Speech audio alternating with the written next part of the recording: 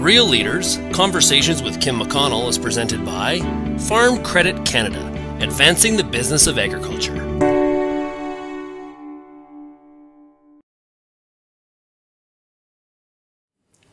I'm with Daryl Ritchie, the Chairman and CEO of MNP. Welcome, Daryl. Good to have you. Thanks, Kim. Tell us a little bit about MNP. Who are you and where'd you come from? MNP is a full-service chartered accounting firm. We started in Brandon, Manitoba, and over the years we first expanded to become a Western Canadian full-service firm, and in the last 5 years we've expanded to Eastern Canada, and we're now a national accounting firm with international affiliations. And how big are you? In our world, we always measure it in terms of fees, so our revenue would be $400 million. We would be the largest, classified the largest independent firm in Canada, the 7th largest firm in all of Canada. And your agricultural portfolio, how big would you be compared to others in that one? Agriculture to us is a very large part of our portfolio. I would suspect would be probably larger than the other firms, just given where we came from and what our focus is. Our focus is all on the middle market, private enterprise, owner-managed, such as farms. Has agriculture been growing as fast as some of the other areas of your business? When you look at the size, the dominance of agriculture in our firm, it is still, always has been, probably always will, a huge percentage. And it's a cornerstone from which everything else is being built. As a major accounting firm and the largest serving the agricultural market, you have the opportunity, as your firm has an opportunity, to see the financial health of the industry. How's our industry doing right now? I think overall it's doing good, and it's going to do great.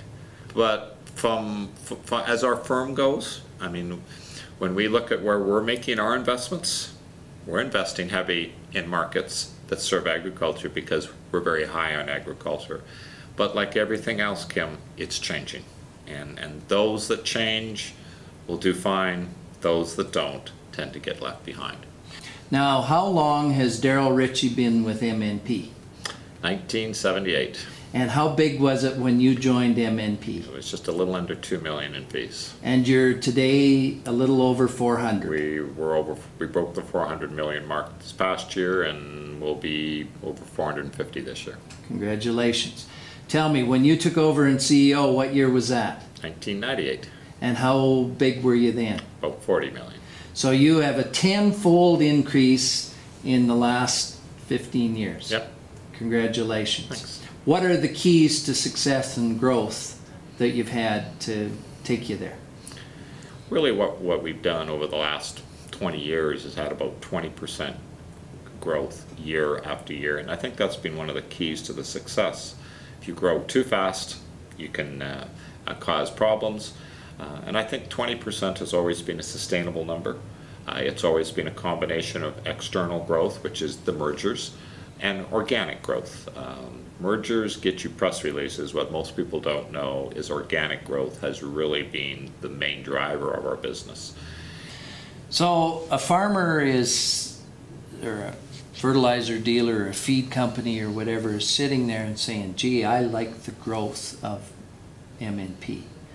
What tips would you have for them on how to grow their business? So it starts with a vision. It starts with looking out to say, what opportunities are there and can I achieve them? And then you need to step back and create the strategy as you're going to get there. In creating that strategy, you have to ask some tough questions. There's pieces like capital, making sure you have capital. You got to be able to have people. If your business is going to grow, you won't do it alone. And the minute you need to start expanding your business, you have to be able to make sure you have people, you can manage people. So you need to start mixing in all the human resource side. You got to get the right people and the right culture with the right values. Yes, it's having all those things. I mean, the best recruiting strategy is a retention strategy, and people spend too much time talking about recruiting. Well, spend more time on retention. Best way to preserve your culture is to grow your own people. So which comes back into recruiting young people, training them, growing with them, giving them an opportunity. I don't know how many firms in our world I see where people say we can't get any people, and I go, no, that's not true. You don't keep them because you reach a point where you're afraid to let go and your people can't grow anymore, so they have to leave. And hence the importance of training, but also hence the importance of fun. Yes. Yeah. Now, creating a culture is important, right? You speak a lot about the culture of MNP. People need to be able to know whether they belong to that organization, and I think it's really important that everybody can go, yes, I belong, this is me.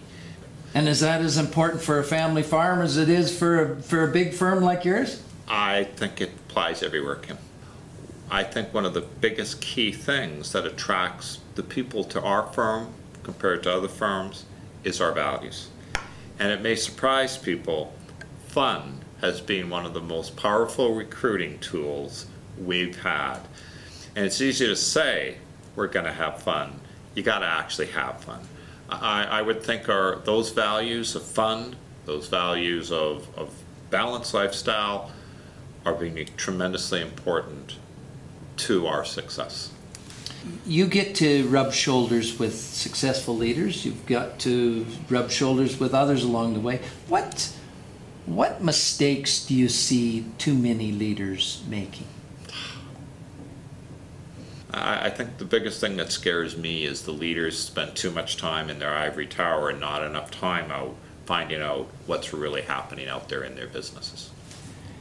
You've led and been a major consolidator in the accounting business. We're seeing a lot of consolidation that is starting to occur in farms. Is that good or bad?